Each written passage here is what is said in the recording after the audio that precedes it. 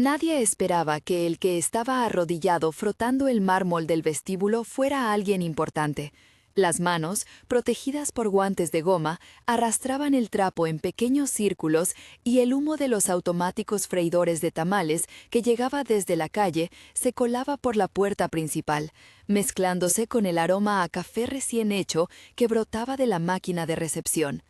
Los zapatos pulidos del conserje, negros, sin un rasguño, asomaban por debajo del uniforme y por un segundo el reflejo en el suelo devolvió la imagen de un hombre que parecía demasiado correcto para agarrar un cubo. Maximiliano Hernández había puesto su orgullo sobre la banqueta esa mañana y lo había escondido bajo un mono gris. Sus manos eran las del dueño de una cadena de hoteles, acostumbradas a apretar manos en inauguraciones y firmar cheques en oficinas con vistas de cristal. Pero esa mañana se afanaban recogiendo agua de una fuga imaginaria porque en la pantalla del móvil, unas horas antes, habían aparecido los comentarios que lo habían obligado. «El servicio es frío», decía uno. «Largas filas», decía otro. «Gerente grosero». No era solo una reseña suelta, era una tendencia, un termómetro moral que marcaba baja la confianza de huéspedes y clientes.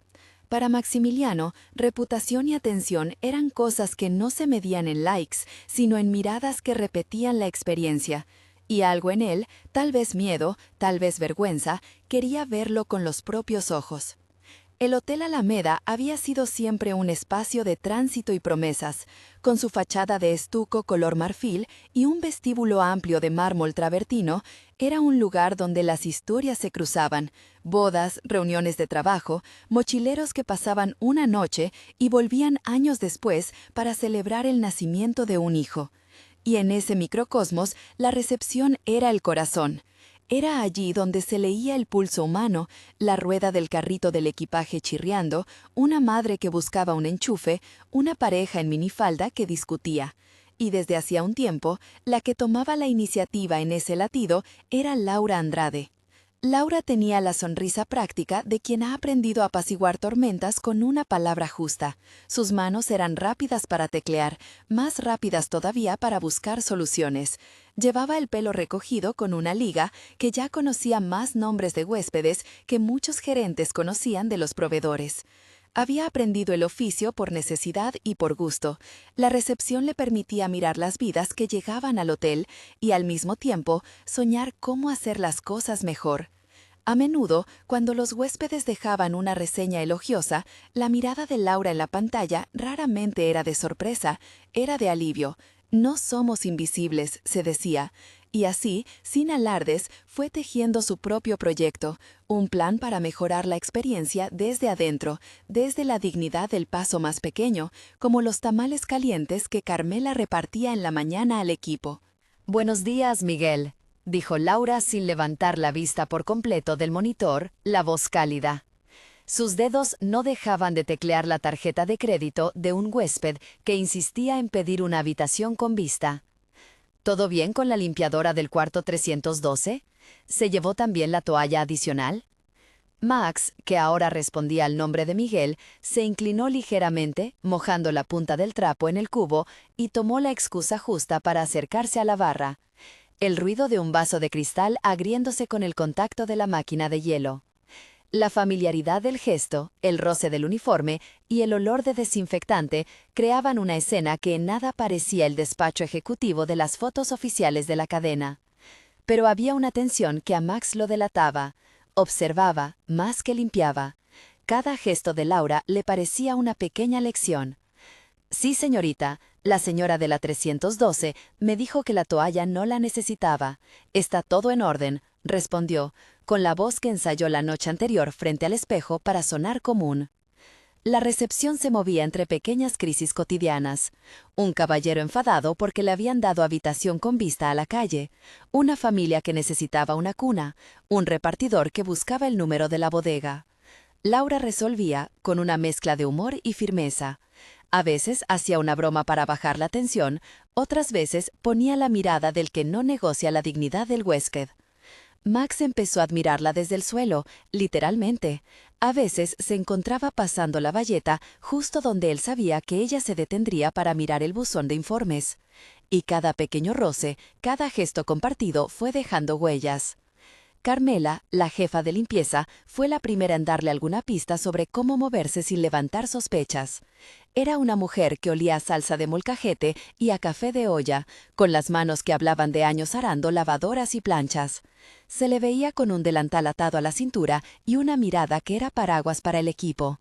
Cuando Max llegó por la mañana con su uniforme prestado, fue Carmela quien le dio la primera advertencia amistosa. No te hagas bolas, Miguelito. Aquí cada quien hace lo suyo. Si vas a barrer, barre con ganas. Y no te acerques al cajón de las propinas, ¿eh? Aunque mi hijo diga que soy tacaña, yo sé contar hasta 10. Max sonrió, un tanto incómodo, y asintió. Había algo en la forma en que Carmela decía las cosas que le recordaba a su propia niñez, esa mezcla de dureza y ternura, de disciplina y cariño. Esa tarde, cuando ella le ofreció un tamal envuelto en hoja de maíz, Max lo aceptó con gratitud. Era la comida más humana que había probado en semanas. El tamal, con su masa tibia y el relleno de salsa roja, fue para él una medicina. El café es medicina, pensó, recordando la metáfora que Laura usaba para las mañanas difíciles. «Esto te va a arreglar el día», dijo Carmela, dándole un guiño, «pero no le digas a la señorita Laura, ella cree que la gente se alimenta de elogios». La interacción fue el primer puente real entre Max y el equipo. No era un gesto ostentoso, no había cheque ni concierto privado con chef, era un tamal, compartido entre manos que no pertenecían a la misma clase social. En ese acto sencillo, la vida cotidiana del hotel se desvaneció por un instante y apareció la humanidad que se oculta tras uniformes lisos y cargos oficiales. Roberto, por su parte, era otro clima. Tenía la tez curtida de quien ha pasado muchas horas bajo la luz blanca de las oficinas, con la mirada seca de quien cree que el orden se impone con la voz. Hacía cumplir las reglas con una vara larga. Su autoridad se sustentaba en la amenaza discreta de sanciones y en una serie de atajos contables que los detectives internos habían empezado a notar. Había una tensión entre su estilo y el de Laura. Él mandaba por decreto, ella razonaba. Esa tensión se hizo visible cuando un huésped exigió una determinada factura a su nombre y Roberto, sin más, replicó con suficiencia. «No puedo rehacer facturas por capricho», dijo Roberto frente al escritorio de recepción, con aire de tribunal. «Aquí seguimos protocolos y se hacen correcciones con autorización». Laura lo miró fijamente, sin aspavientos. No era una mirada de desafío inútil. Era la mirada de quien conoce las reglas y también las fallas del sistema. «Entonces, hagamos el protocolo y avisemos al huésped», respondió ella. «No lo dejemos en una cola de espera. Lo resolvemos ahora y puntualizamos la causa para que no vuelva a pasar». La discusión quedó en punto muerto, pero no pasó desapercibida. Max la escuchó desde el otro lado del vestíbulo, el trapo formando pequeñas ondas en el agua. En su pecho se mezclaba la sorpresa con algo parecido al orgullo. Laura no se achantaba, y eso le pareció inusualmente atractivo y, sobre todo, valioso. Los días siguientes fueron un ejercicio de observación y de pequeños ensayos. Max se ajustó a su papel con la precisión de un actor que estudia sin descubrir demasiado. Aprendió los horarios, la hora punta del check-in, la siesta en que el hotel quedaba en silencio y la hora en la que los grupos de turistas regresaban con historias demasiado voluminosas para sus maletas. Observó cómo los empleados hablaban entre sí, con bromas, con códigos, con silencios cómplices. Y sobre todo, vio a Laura manejar microcrisis, un niño que se quedó solo en el pasillo y un huésped que olvidó su medicina. En esos momentos, Max entendió que el corazón del hotel no estaba en su fachada ni en la contabilidad, estaba en la capacidad de adaptación de ese equipo pequeño. Empezaron a surgir rituales modestos que los unían. En las mañanas, Laura llevaba a la recepción una pequeña taza de café. No era el café de máquinas sofisticadas, era café de olla que un vendedor ambulante dejaba en un termo frente al hotel. Lo llamaba medicina de bolsillo y siempre repartía a quien lo necesitara. Max, tras un día de rodillas sobre el mármol, pidió una tacita a escondidas y la probó. Caliente, con canela, con esa amargura que te despierta el alma. A veces, en la pausa, Laura le contaba en voz baja aspectos de su proyecto. Un folleto de bienvenida que incluyera historias del personal, un programa de rotación para que todos conozcan diferentes roles y así mejorar la empatía, una cartilla de pequeños gestos que incentivara la retroalimentación positiva entre compañeros. No es nada grandilocuente, dijo ella, apretando un bolígrafo entre los dedos. Es justo volver visibles a los que hacen que la estancia sea agradable. Si la gente entendiera que la sonrisa viene de saber el nombre del huésped, no de un puesto alto, las cosas serían distintas. Max escuchaba y tomaba notas en su cabeza. Tenía la autoridad para hacer cambios en plantilla con un movimiento de firma, pero esa facilidad le parecía cada vez menos honesta. No quería que sus soluciones se interpretaran como parches con estrellitas doradas de su firma. Él quería que el cambio naciera de la gente. Esa era la paradoja. Estaba allí, oculto, para observar sin imponer. Lo que no sabía todavía era cuánto daño podía causar la mentira de su presencia. La complicidad siguió tejiéndose entre tamales, cafés y pequeñas confidencias. Habitualmente, hacia media tarde, Laura se quedaba unos minutos más para ordenar la lista de reservas del día siguiente. Max, que por azar debía limpiar una sala de reuniones cercana, se acercaba a veces con una excusa para pedirse un vaso de agua y sin decir mucho se quedaba a escuchar. Le fascinaba cómo Laura tenía la habilidad de transformar quejas en oportunidades, a veces con una fórmula sencilla: escuchar y proponer. Era un método de trabajo que para Max parecía una llave para abrir muchas puertas. Sin embargo, el hotel no era un escenario pacífico. Detrás de la cortina del día a día había números que no cuadraban del todo. Max lo sabía por las llamadas nocturnas a su despacho, por los reportes fragmentarios que recibía. Había irregularidades que no se resolvían con un simple cambio de procedimiento. Ingresos desaparecían del minibar, turnos que no coincidían con las nóminas, un proveedor que constantemente facturaba de más y que, sin embargo, nunca recibía preguntas. Esos hiper pequeños robos eran como hormigas en la madera del negocio. Comían poco, pero con acumulación podían carcomer vigas. Una tarde, cuando el crepúsculo empezaba a poner su tinta violeta sobre la avenida, Max entró a la sala de mantenimiento con la excusa de revisar una lámpara fundida. Las escaleras del hotel olían a pintura fresca y a detergente. Allí, junto a un carrito de sábanas, alguien había dejado una carpeta olvidada. Sobres, notas, facturas dobladas. Max se agachó, curioso y sin plan. La carpeta estaba marcada con el logo del hotel. Entre los papeles halló algo que no esperaba, unos comprobantes que parecían señalar pagos a un proveedor inexistente y una nota con iniciales que, al trazarlas, coincidían con las que a menudo firmaba Roberto.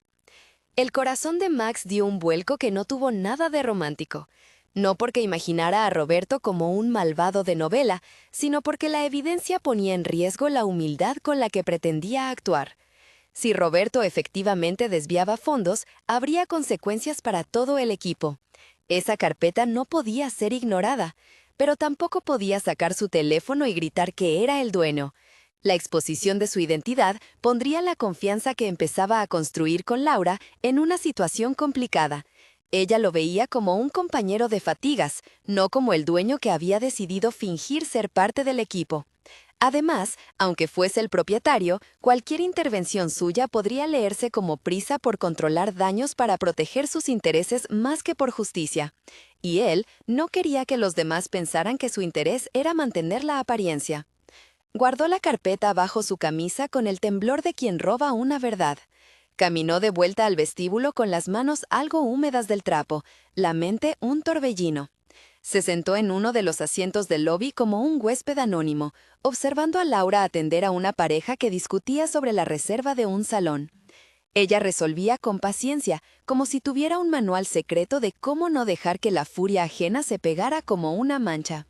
Max notó que su respiración se calmaba al verla trabajar. Había algo en cómo ella proponía soluciones y en cómo subrayaba el valor del equipo que le resultaba profundamente transformador. En la noche, la carpeta permaneció sobre la mesa de su cuarto, esa pieza humilde del apartamento que ocupaba junto a documentos oficiales y retratos que no colgó en hotel alguno. Leyó las facturas con atención y juntó pistas, fechas que coincidían con guardias en que menos efectivo debería haberse manejado, nombres que podían no corresponder a proveedores reales, observaciones en tinta que parecían órdenes discretas. No era un caso rotundo todavía, pero era suficiente para empezar a investigar. Max sabía que estaba jugando con fuego, no solamente por la posibilidad de que Roberto hubiese encontrado alguna forma de manipular la contabilidad, sino porque su propia estrategia de infiltración lo había colocado en un lugar comprometido. Si la verdad salía a la luz, sin el cuidado debido, Laura se sentiría traicionada de una forma que no tendría fácil retorno. Mientras tanto, en el hotel se empezaban a decir cosas a media voz. Los empleados notaban cambios pequeños y positivos, unas nuevas tarjetas de bienvenida con la foto del personal, una pequeña libreta en la que los huéspedes podían dejar comentarios dirigidos a quienes les habían ayudado. Eran iniciativas sencillas que encendían el ánimo del turno de la noche. Nadie, excepto tal vez Carmela, sospechaba que alguien más estaba moviendo fichas desde las sombras. Los días se convirtieron en un tejido de pequeñas victorias y tensiones palpables. Laura presentó en privado su propuesta a Fernando, el gerente regional, un hombre que siempre llevaba corbata de tono discreto y que tenía el gesto de quien sopesa las palabras antes de soltarlas. Fernando escuchó, hizo preguntas prácticas y tomó notas. Laura defendió su plan con claridad y sin teatralidad. Habló de métricas sencillas, reducción de quejas, mejora en las reseñas de servicio, rotación de puestos para mejorar la empatía y una pequeña campaña de reconocimiento al empleado del mes, que no fuera solo un diploma, sino una acción concreta como formación y visibilidad. Me gusta este plan, dijo Fernando al final, pero necesito que lo concretes en un cronograma y presupuesto. Si funciona, puede presentarse a la Junta Regional. Laura sintió, con la misma seriedad con la que tomaba las reservas. Para ella, aquello no era solo una escalera profesional, era una posibilidad de cambiar procesos que afectaban la vida de sus compañeros. Mientras tanto, Roberto observaba desde la distancia, con una expresión que no era solo desinterés. Había en su mirada avisos de incomodidad, tal vez porque Laura amenazaba su zona de confort o tal vez porque su conciencia recordaba el bagaje de papeles que había empezado a aparecer en lugares no planificados. Max, desde su puesto no oficial, asistió a una pequeña victoria pública. Laura, durante una reunión con el equipo, dijo algo que pocos esperaban. Con voz serena y clara, anunció que proponía una serie de cambios basados en retroalimentación directa de los huéspedes y los empleados. No había grandilocuencia, había firmeza. No somos solo el lugar donde la gente pasa la noche. Somos un lugar donde se hace la vida, aunque sea por una noche.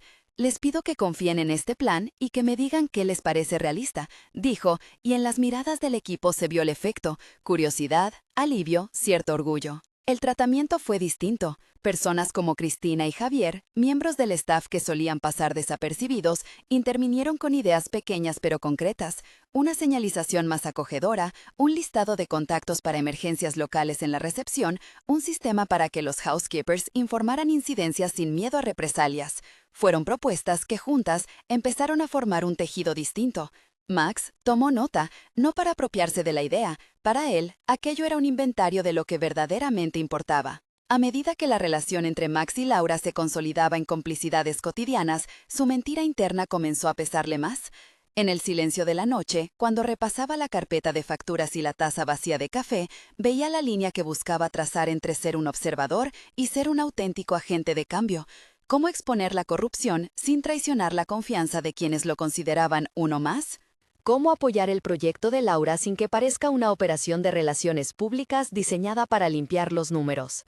Entonces surgió una escena que lo obligó a elegir. Un huésped importante, un socio potencial de la cadena, había llegado de improviso, y con él preguntas incómodas sobre el manejo de reservas y la calidad del servicio. Fernando pidió una revisión rápida, algo que parecía un trámite.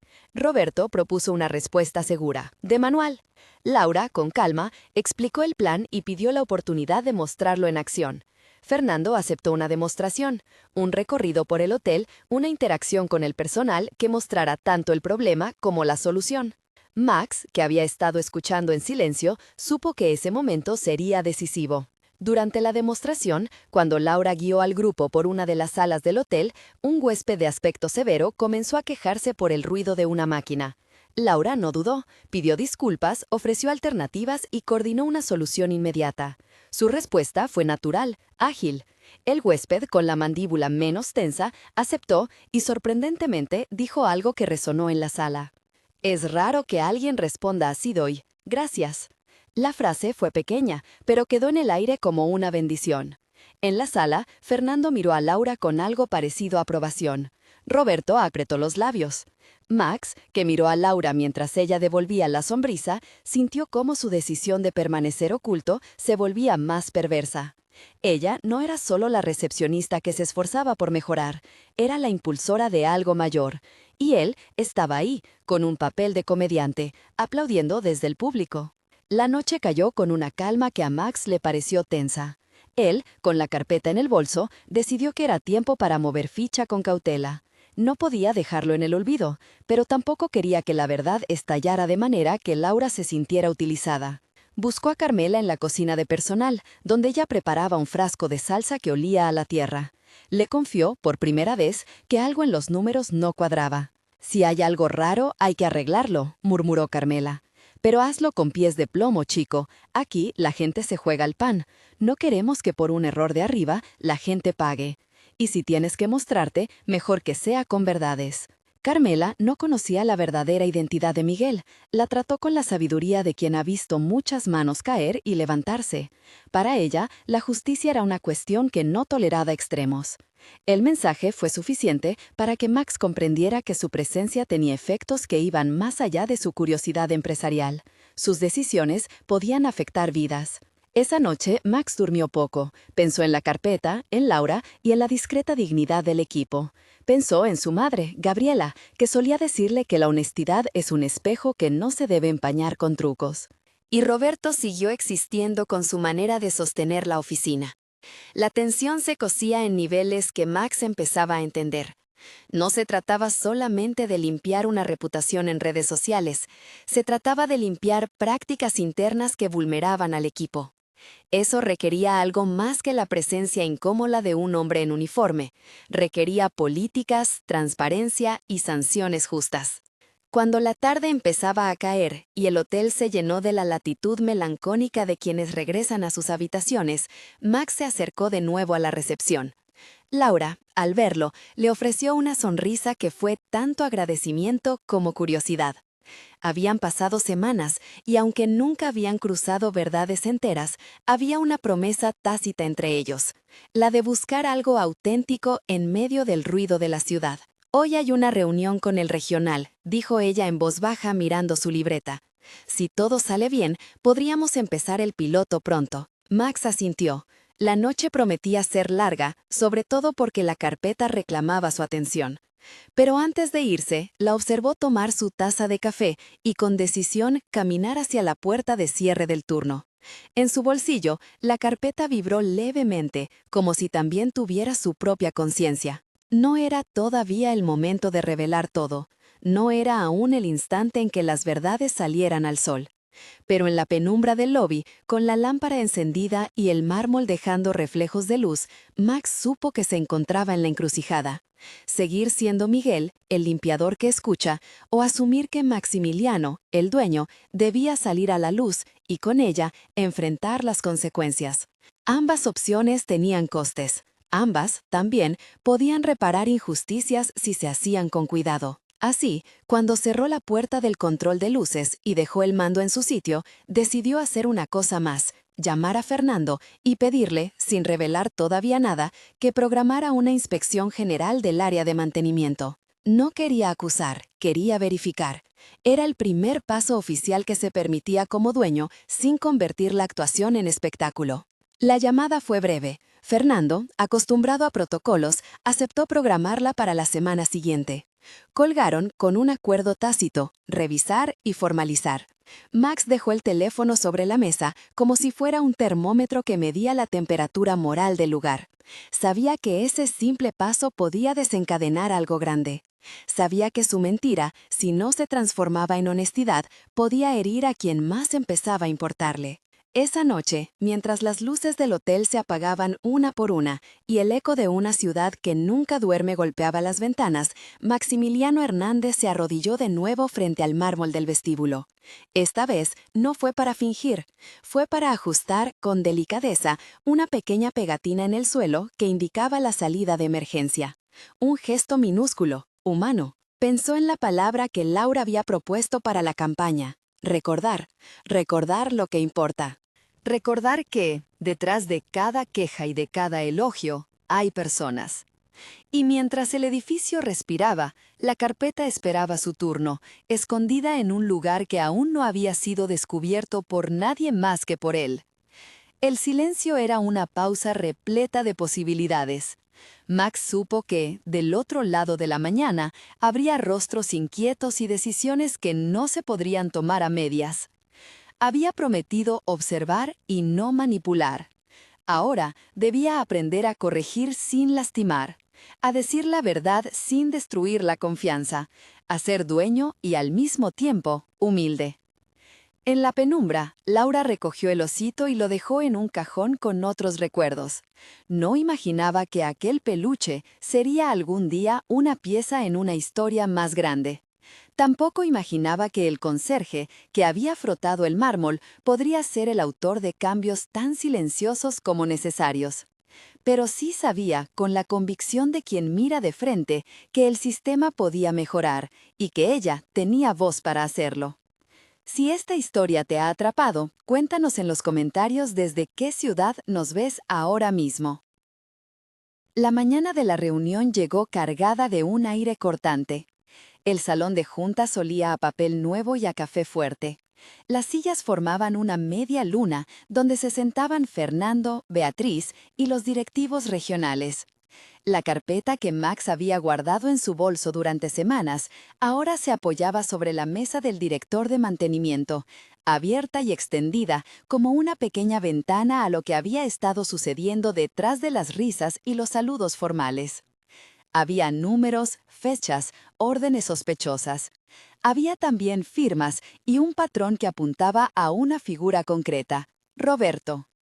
Max estuvo sentado a un rincón, vestido con una camisa discreta pero sin la corbata del ejecutivo, que usaba en otras reuniones. Había elegido estar allí no solo como propietario inquieto, sino porque pensaba que la verdad pedía mostrarse.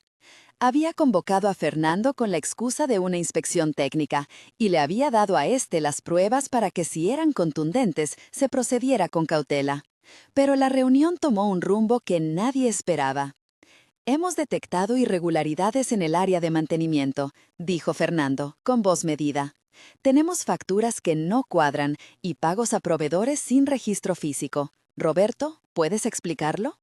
Roberto palideció, apretó los dedos contra la mesa y respiró con un ruido que parecía querer llenar el silencio. No entiendo de qué hablan, respondió, con la suficiencia que siempre había usado para cubrir sus zonas grises. Las palabras tamborilearon en la sala como si fueran gotas en un tejado. Beatriz, elegante y pragmática, pidió ver las pruebas una por una. Se desplomaban sobre la mesa como piezas de un rompecabezas que empezaba a encajar. Cuando llegaron a la sección donde figuraban pagos a cuentas con nombres desconocidos, la tensión se volvió casi física. Fue en ese momento, cuando Fernando levantó la vista buscando una decisión, que Max se puso en pie. No fue una entrada teatral, fue un paso franco, sin adornos. «Soy Maximiliano Hernández», dijo, en voz baja pero firme. «Soy el propietario de la cadena». El silencio se rompió como un vaso. Hubo cabezas que se giraron, cejas que se alzaron, murmullos ahogados. En la pantalla del proyector, las cifras seguían su curso implacable. Laura, que había sido invitada por Fernando para explicar su proyecto y compartir la voz del equipo, miró al hombre que ahora dejaba claro su nombre. El brillo del mármol volvió a ocupar su pensamiento, pero esta vez la sensación fue otra, una mezcla de incredulidad y dolor. «¿Tú?» fue todo lo que pudo articular Laura. El rostro de Max fue una isla de sinceridad abrupta. Me llamé Miguel durante unas semanas porque quería ver de cerca cómo funcionaba todo, explicó. No fue correcto ocultarme. Lo hice para entender, no para manipular. Pero encontré indicios serios de irregularidades y no quería que la justicia se hiciera sin pruebas ni, sobre todo, sin proteger al equipo. La respiración de Laura se hizo corta. Las piezas encajaban con una rapidez que le dolía. El conserje atento, el que escuchaba sus ideas, el que se reía con Carmela en la cocina, resultaba ser el dueño. La traición no era una abstracción, era la cercanía que se había ido construyendo y que ahora parecía un telón que se descorría. «¿Por qué no me lo dijiste?», preguntó, con la voz quebrada por la sorpresa. «¿Por qué fingir que eras mi compañero?». Max buscó palabras que no encontraban refugio. «Creí que así podría ver las cosas con honestidad», respondió. «No pensé que heriría a alguien en quien había empezado a confiar. Me equivoqué. Lo siento, Laura, con toda mi alma». Pero el «lo siento» fue una cuerda que no bastaba para sostener la caída. Laura se levantó de golpe, recogió su carpeta y se fue. No salió con reproches estridentes, salió con pasos decididos. La recepción fue un túnel por donde se fue su confusión. Aquella marcha fue un portazo a la pequeña complicidad que habían urdido entre tamales y tazas de café. En la sala de juntas quedaron las cifras y las miradas. Fernando tomó la iniciativa profesional que se esperaba de él. Ordenó una auditoría inmediata y la suspensión temporal de Roberto hasta esclarecer los hechos. Los estatutos de la empresa exigían imparcialidad y la evidencia pedía sanción. Beatriz, por su parte, decidió que la persona correcta para liderar la investigación sería una comisión externa. Se trataba de proteger a la plantilla y de dar garantías de transparencia. Mientras los directivos ejecutaban los protocolos, el hotel vibraba por dentro. En la cocina, Carmela escuchó la noticia por boca de Cristina, y sus manos, que siempre hablaban, se apretaron en silencio. Hubo ojos que lloraron sin ruido y otros que callaron palabras de rabia y alivio. La noticia corrió de boca en boca. Roberto estaba bajo investigación. La posibilidad de que alguien hubiese estado aprovechándose de la estructura para sacar beneficio personal generó una mezcla de indignación y alivio. Por fin algo se movía. Laura, en la soledad de su habitación pequeña, dejó que las emociones se le ordenaran. Llamó a Teresa, su madre, que la escuchó con la paciencia de quien sabe que las heridas necesitan tiempo. «Tú hiciste lo que había que hacer en tu trabajo», dijo Teresa, con voz de madre que conoce la soledad de los turnos nocturnos. «No permitas que te hagan sentir responsable de la forma de otro. Tú diste la cara por tus compañeros».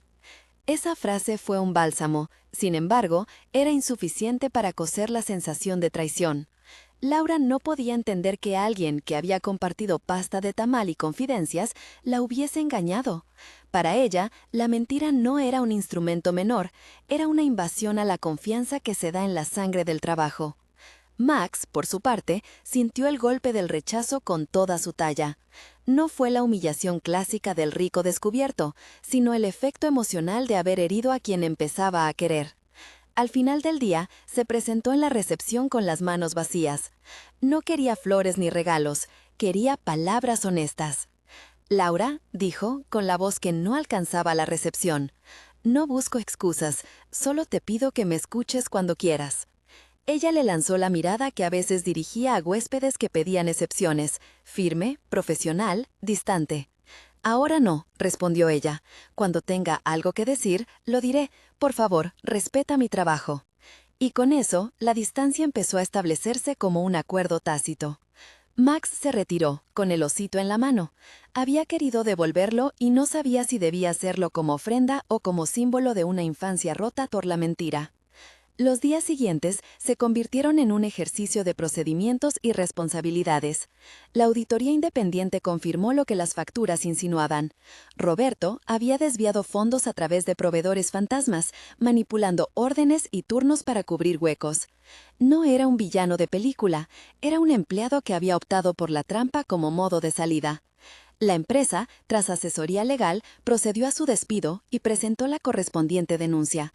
Roberto fue apartado con dignidad mínima, se le ofreció el acceso a defensa y a mediación, pero la lista de pruebas apuntaba al final de su etapa en la cadena.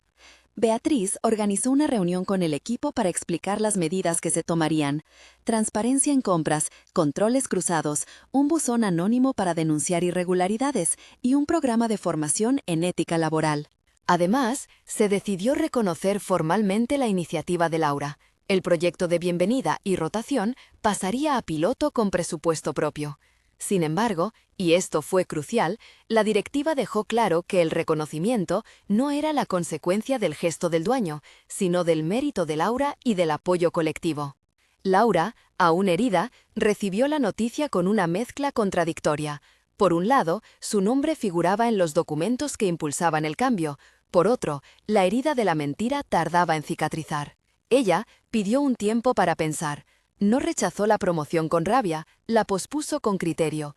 Quería que su ascenso no fuera interpretado como reacción a la novela de la identidad revelada. Rechazar la prisa por el reconocimiento fue, en sí misma, una declaración de valores. Max, en ese compás de espera, comprendió que las disculpas públicas no bastaban.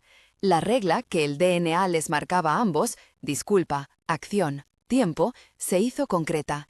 Había prometido reparación, y esta debía ser tangible y sostenida. No podía, ni debía, comprar la confianza con recursos, debía reconstruirla con coherencia diaria. Empezó por lo más sencillo y a la vez más difícil: reducir la distancia. Se ofreció a participar en el programa de formación, como voluntario, no como propietario, sino como aprendiz. Pasó semanas asistiendo a sesiones donde escuchaba testimonios de camareros, limpiadoras y recepcionistas sobre desafíos reales. Aprendió nombres y procedimientos. No fue un gesto de espectáculo. Asistía a clases, tomaba notas y asumía tareas de coordinación logística en pequeños proyectos comunitarios dentro del hotel. Allí, entre pizarras y cafés, de puesto, empezó a pagar con tiempo lo que había quebrado con su mentira. Un gesto que marcó la diferencia fue cuando Max, una tarde lluviosa, apareció en el puesto de tacos que Carmela recomendaba. No llegó con un asistente ni con escolta, llegó con la intención de aprender a pedir un simple taco al pastor como lo hacía la gente del barrio. Compró 4 para repartir entre el equipo y se sentó en una mesa de plástico a escuchar las historias de quienes habían trabajado toda la vida en el hotel. Fue una escena humilde, sin cámaras, sin anuncio. Se le vio sudar aceite y reír con vergüenza cuando le dieron demasiado cilantro. Ese acto, repetido varias veces, empezó a bajar la imagen de un hombre que resolvía con cheques y a mostrar a alguien que se esforzaba por pertenecer sin comprar pertenencia. Paralelamente, Max impulsó medidas estructurales. Creó un comité mixto de empleados y directivos para supervisar compras, estableció auditorías periódicas publicadas en un boletín interno y destinó recursos para formación específica sin intervenir en la elección de los líderes del proyecto de Laura. Explicó cada paso con transparencia. No fue la intervención millonaria que corrige, sino la administración honesta que acompaña y facilita. Además, pidió que la implementación del plan de Laura se hiciera en fase piloto en 3 hoteles, con evaluación externa y reconocimiento público de los autores de cada innovación. Era su forma de decir: confío en el equipo y en tu trabajo, Laura, y no lo haré como ocurrencia mía. Los meses se sucedieron con la lentitud de quienes tejen confianza: reuniones, presentaciones, errores y correcciones. Hubo momentos de retroceso: un proveedor que intentó manipular una licitación, un malentendido en la rotación de turnos, expectativas que se quedaron cortas. Pero también hubieron victorias concretas: una caída del número de quejas del 27% en 3 meses en el hotel piloto, más comentarios positivos mencionando nombres del personal y la adopción de la tarjeta de agradecimiento que los huéspedes podían dejar para reconocer el trabajo de un empleado, la cual fue diseñada por el equipo de Laura. En la vida personal hubo actos que importaron tanto como los institucionales.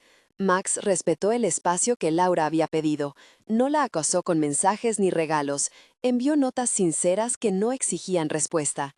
Una mañana dejó en la recepción, sin anunciarse, una pequeña caja con café de olla y una nota: para los días que hagan falta, con respeto. La nota no pedía perdón como cierre, pedía permiso para empezar a demostrar una nueva manera de ser. Laura, con cautela, aceptó el gesto y lo compartió con el equipo. Si el dueño trae café a la recepción, quizá está intentando aprender, dijo en voz baja, y la frase fue recibida entre risas contenidas. Hubo también un momento que marcó el curso del reproche en afecto, la muerte de la abuela de Carmela. En una jornada complicada de servicio, el equipo se enteró de la noticia. Max organizó discretamente la logística para que Carmela pudiera ausentarse sin perder sueldo y con la tranquilidad de que su plaza quedaba cubierta. No ofreció discursos públicos, habló con Fernando y gestionó el permiso con agilidad. Carmela, sorprendida, abrazó a Max como se abraza a un hijo, no porque fuese dueño, sino porque había demostrado que respetaba su dolor. Mientras tanto, Laura fue promovida formalmente a supervisora del proyecto. Aceptó después de conversaciones largas con Fernanda y con Beatriz, quienes insistieron en que su liderazgo debía ser reconocido con autonomía y recursos. Pidió condiciones: poder elegir su equipo, participar en las decisiones de presupuesto y la garantía de que su promoción no sería vista como la firma de alguien, sino como mérito. Beatriz firmó los papeles con la mirada franca que siempre tuvo. «Lo harás por ti y por todos», le dijo. Laura aceptó con una mezcla de alivio y responsabilidad. Durante los meses que siguieron, la relación entre Max y Laura fue una coreografía de respeto y prudencia. Hubo conversaciones que volvieron a acercarlos. Una noche de lluvia en la terraza mientras revisaban la versión final del manual de bienvenida, donde ella le habló de Teresa y de lo que significaba para ella la dignidad del trabajo. Otra mañana, en la que Max ayudó a reordenar la despensa del comedor para personal después de la inspección. Una vez, en la que Laura lo rescindió en seco cuando usó un lenguaje que ella sentía que le imponía soluciones. Cada roce fue una clase de límites, un aprendizaje para él y reafirmación para ella. Max no rehusó las condiciones que Laura pidió para confiar de nuevo: transparencia absoluta en su conducta, la participación en la rendición de cuentas, límites claros en la relación profesional y tiempo. No pidió que ella lo perdonara con rapidez. Accedió a las pautas, incluso cuando dolieron. Renunció a tomar decisiones unilaterales en el hotel piloto y dejó que los logros profesionales emergieran por el mérito colectivo. El universo del hotel se transformó lentamente. En una de las jornadas de implementación, llevaron a cabo un taller en el que cada empleado contó una anécdota que le recordaba por qué trabajaba en el servicio. Hubo lágrimas, risas y anécdotas que se convirtieron en material para el folletín de bienvenida. Una de las historias fue la de un huésped anciano que, gracias a la atención de una camarera, pudo volver a conversar con su hijo después de años. Historias pequeñas que, juntas, hicieron que el programa del aula tuviera sentido real. La redención de Roberto fue un proceso legal. El juzgado aceptó las pruebas y se llegó a un acuerdo que incluía restitución parcial y la posibilidad de formación dirigida si asumía su responsabilidad. No hubo humillación, hubo consecuencias. La empresa, por su parte, reforzó los controles y ofreció más canales para que los empleados denunciaran irregularidades sin miedo. Era una lección práctica. La justicia no tenía por qué ser espectáculo, pero debía ser efectiva. Y el amor, que nació entre café y tamal, fue creciendo en una triangulación de respeto, trabajo y silencio. Hubo un momento en el que Laura empezó a notar que las acciones de Max no eran esporádicas. Vio que se levantaba temprano para coordinar una sesión de formación voluntaria, que asistía a la auditoría no para imponer sino para escuchar, que respiraba cuando una de sus ideas fue implementada por otro y se le veía genuinamente orgulloso. La coherencia desgastó la incredulidad. El cortejo se convirtió en pequeños ritos. Max estudiaba lo que a ella le gustaba de un café y lo pedía igual en la terraza. Le preguntaba por su madre Teresa y la acompañó a una cita médica sin anunciarlo. Le llevó un pequeño osito cuando supo que aquella semana Laura estuvo especialmente sola cuidando a un familiar enfermo. No fueron gestos millonarios, fueron persistentes. Eso fue esencial. La reparación no se hizo con ficha de banco, sino con constancia. Hubo también episodios que consolidaron su vínculo sin necesidad de palabras. Una tarde de verano, durante la implementación del proyecto en otro hotel de la cadena, Laura y Max se encontraron en la sala de descanso improvisada para la formación. Sentados en una mesa redonda, rodeados de folletos y tazas de cartón, escucharon a un joven recepcionista leer en voz alta una carta que un huésped había dejado. Hablaba de la calidez con la que una trabajadora le ayudó en una noche difícil. Laura sonrió. Max apretó la mano que ella ofreció sin dramatismo. La mano no dijo aún «te perdono», dijo «estoy contigo en esto». Las semanas se acumularon y el proyecto se extendió a más hoteles. Hubo viajes, reuniones de coordinación con equipos regionales y noches donde el cansancio se notaba en los rostros. Laura lideró con claridad y ganó no solo un cargo, sino respeto.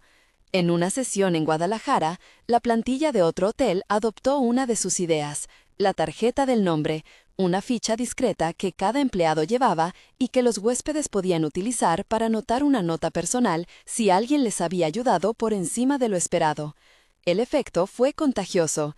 Se multiplicaron las menciones de personas por nombre en reseñas digitales. El clímax personal llegó una tarde en la terraza del Hotel Alameda, en una escena que se había convertido en su lugar de confesiones. La terraza daba a la avenida iluminada por farolas y por la luz tenue de la ciudad. El viento traía olor a tamales desde un puesto cercano y a la vez el murmullo lejano de tráfico. El equipo había organizado una pequeña celebración por la implementación exitosa del piloto. Había música discreta, risas y una mesa con comida sencilla. Los compañeros estaban, como siempre, primero. Ese fue el telón. Max buscó a Laura entre la multitud y la encontró junto a la balaustrada, mirando la ciudad. No hubo dramatismo, la presencia fue completa. «Quería agradecerte», dijo él, sin anuncios, «por todo, por el trabajo, por la paciencia, por enseñarme cosas que no vienen en manuales». Laura lo miró. El gesto de sus manos era sereno. «Has trabajado», respondió ella. «Has hecho cosas concretas, eso cuenta». Max asintió. Había llegado el momento para una pregunta que no pretendía apresurar ni presionar. «¿Puedo intentarlo de nuevo? No como dueño ni como juez, sino como alguien que te respeta y que quiere estar cerca sin usar su nombre para abrir puertas». Hubo un silencio donde la ciudad parecía contenerse. Laura respiró y con un gesto que fue casi una sonrisa, dejó la respuesta abierta. «Podemos intentarlo», dijo, «pero con reglas claras. No más sorpresas que no impliquen seguridad laboral, tiempo, transparencia y que sepas que mi trabajo no es un premio que se te pueda dar o quitar por sentir algo». Max aceptó cada condición con la humildad de quien pide permiso en vez de exigir. No hubo anillo ese día. Hubo, en cambio, un compromiso. Un apretón de manos que terminó en un abrazo discreto, compartido en público pero sin estridencias. Los compañeros aplaudieron desde lejos, y Carmela, que estaba cerca, soltó una risita que sonó a aprobación. El proceso que vino después fue de nuevo cotidiano: salidas a puestos de café, noches de revisar manuales, domingos en los que Max ayudaba a organizar un día de convivencia para las familias del personal. En el terreno laboral, Laura consolidó su programa y fue escalando su propuesta a una dimensión regional, mientras Max apoyaba no con cheques, sino facilitando recursos humanos y formando un comité que reportaba directamente a la Comisión de Ética. Su rol fue transparente y subordinado al proceso, un modo de resarcir sin poner su bolsillo como solución. Llegó la petición formal tiempo después, pero no fue un momento de ostentación. Fue en la misma terraza, en una noche donde la brisa traía el olor de un puesto de tamales cercano y la luz de la ciudad pintaba de dorado las farolas.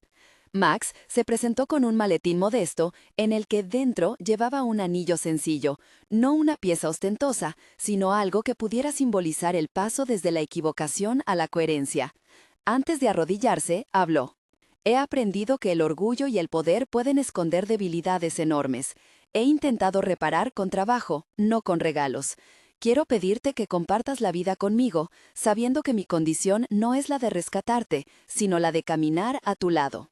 Laura, que había visto suficientes gestos para confiar en algo que fuese real, escuchó con los ojos brillosos y asintió. Dijo sí no por romanticismo ingenuo, sino por la certeza de que las acciones sostenidas valían más que las palabras. La boda fue una celebración pequeña, cálida y muy del hotel. Carmela cocinó tamales, Teresa estuvo en la entrada con una sonrisa amplia, Gabriela, la madre de Max, asistió con emoción contenida y con la humildad de quien ve a su hijo transformado. No hubo una lista de invitados extensa.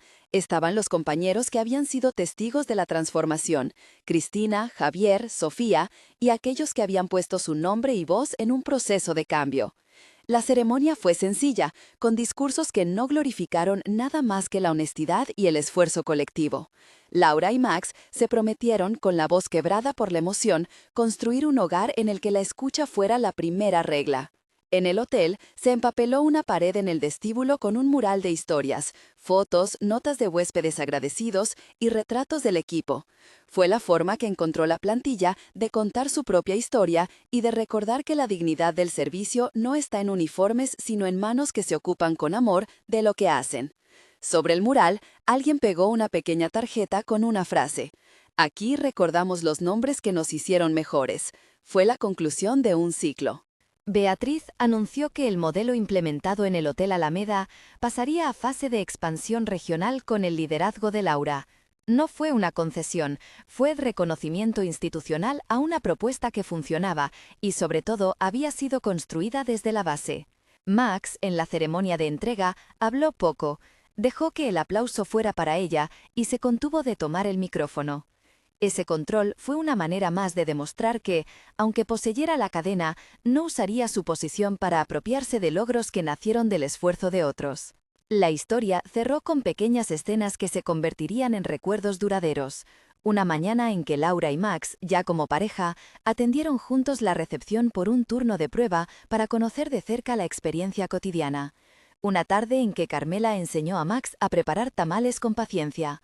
Una noche donde el equipo entero celebró un aniversario del hotel y colgaron en el mural nuevas fotos y notas de agradecimiento. La lección quedó escrita en gestos y en normas nuevas. La verdad precisa valentía, la reparación exige tiempo y la confianza se construye con constancia. No hubo alivio inmediato porque el perdón llegó por fases, pero sí una evidencia clara. La humildad y la escucha transformaron la cultura del servicio. La empresa dejó de ser simplemente un edificio de mármol para convertirse en un lugar donde los nombres importaban. Si esta historia te ha emocionado, valórala del 0 al 10 en los comentarios y suscríbete para más relatos como este.